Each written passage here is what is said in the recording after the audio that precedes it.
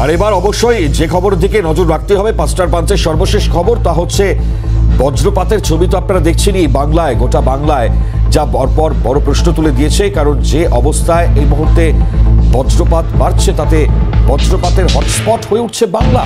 আজকে এই প্রশ্নটা বড় প্রশ্ন হয়তো, কারণ পৃথিবীর উষ্ণতা বাড়ছে, কমছে জলাভূমির সংখ্যা, দ্রুত হারে বনাঞ্চল তার ঘনত্ব সেটা কিন্তু হারাচ্ছে, ফলত সেই জায়গায় মৃত্যু বাড়ছে। প্রকৃতি কি বদলা নিচ্ছে?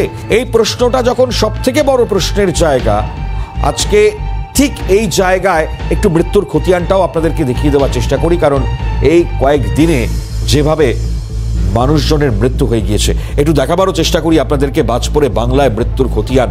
দেখুন, 2019 সাল যখন মৃত্যুর সংখ্যা আমরা দেখতে পেয়েছিলাম যে পরিমাণ ছিল, আজকে ঠিক পরবর্তী সময় 265 জনের যে সূত্র মারফত রিপোর্ট, সেই রিপোর্টের ভিত্তিতে আর যত সময় এগিয়েছে তারপর কিন্তু বেড়েছে 295, 2021-এ 260, এবং ঠিক এর পরবর্তী সময় 2022 229 ছিল মৃত্যুর সংখ্যা।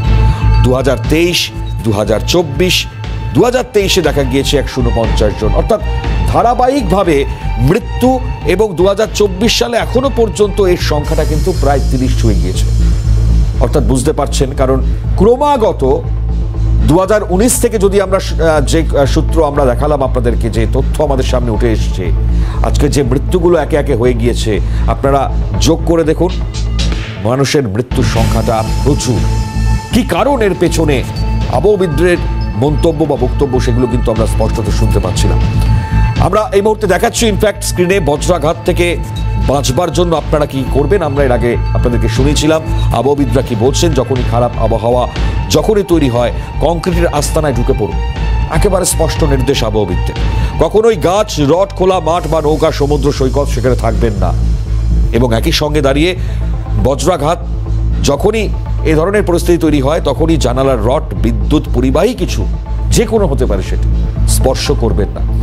যদি এগুলো আমরা মেনে চলি, বিশেষ করে বৈদ্যুতিক যন্ত্রপাতি, গেজেট, বিদ্যুৎ সংযোগ রয়েছে এমন জিনিসপত্র, সেগুলোকে না ছোঁয়াই কিন্তু শ্রেয়। কারণ তা থেকে অবস্থার খারাপ, ক্ষতিকারক হতে পারে। প্রতিটি বাড়ি বা উঁচু বিল্ডিংয়ে বজ্র নিরোধক ব্যবস্থা অবশ্যই রাখতে হবে। এখন ডুজ অ্যান্ড ডোন্টস তো প্রচুর রয়েছে, কিন্তু আমরা মেনে চলি কতটা, বা আমাদের জানার মধ্যে কতটা কি রয়েছে? আবহবিদদের এই বক্তব্যগুলো কিন্তু খুব ইম্পর্টেন্টলি আমাদেরকে মেনে আসতে হবে, এবং যেগুলো তারা বলছেন সেগুলোকে কিন্তু আমাদের মাথায় রেখে চলতে হবে। তো যাই হোক, আমাদের মৃত্যুর খতিয়ান আপনাদেরকে দেখাচ্ছিলাম।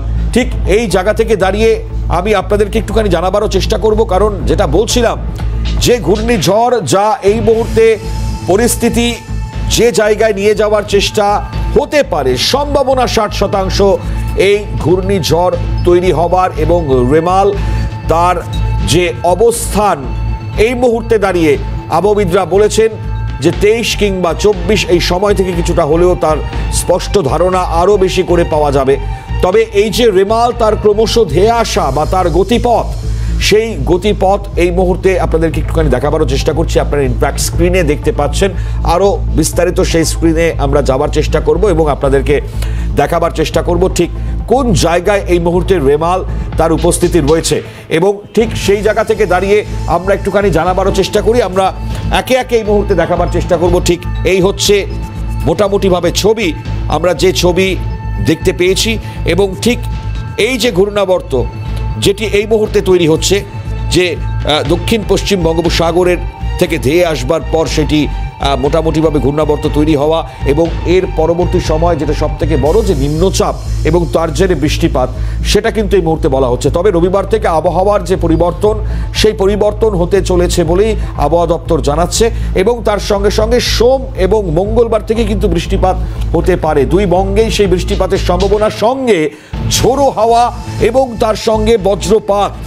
আবারও অ্যালার্ট করছি, বজ্রপাত সেটা কিন্তু বাড়বে, যেমনটা আবহবিদরা বলছেন, তার কিন্তু আশঙ্কা নয় শুধু, সেটা কিন্তু হচ্ছে। ইনফ্যাক্ট ফলত এই যে 60 থেকে 70 কিলোমিটার বেগে ঝোড়ো হাওয়ার সঙ্গে বজ্রপাত সহ বৃষ্টি, দক্ষিণবঙ্গ, উত্তরবঙ্গ দুই বঙ্গেই। ইনফ্যাক্ট আপনারা জানেন যে উত্তরবঙ্গের ক্ষেত্রে বৃষ্টিপাত ইতিমধ্যেই চলছে, আর দক্ষিণবঙ্গের ক্ষেত্রে বিশেষভাবে অ্যালার্ট জারি করা হয়েছে বিভিন্ন জেলাগুলিতে। কোথাও কমলা সতর্কতা, কোথাও হলুদ সতর্কতা। এখনো পর্যন্ত আমরা জানতে পারছি সেই সতর্কতা মোতাবেক আবহাওয়া দপ্তর যেমনটা বলছে, সেই আবহাওয়া দপ্তরের কথা মতো কিন্তু আগামী সময় পরিস্থিতি যদি কঠিন জায়গায় যায় তার আপডেট আপনাদেরকে যথাসময় দিয়ে দেওয়া হবে।